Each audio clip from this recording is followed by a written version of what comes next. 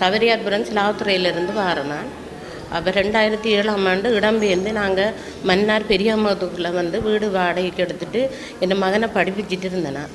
அந்த நேரம் என் மகன் வந்து ஏஎல் படித்தவர், ஓஎல் பாஸ் பண்ணி ஏஎல் படித்ததெல்லாம் மன்னார் இராணுவ கட்டுப்பாட்டுக்குள்ளே இருந்து தான் படித்தவர்.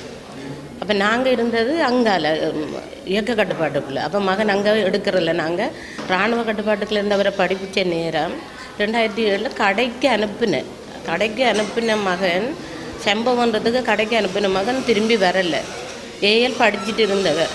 அதோடு என் கணவர் ஒரு கிழமையாக அவரை தேடியும் அவர் கிடைக்கல.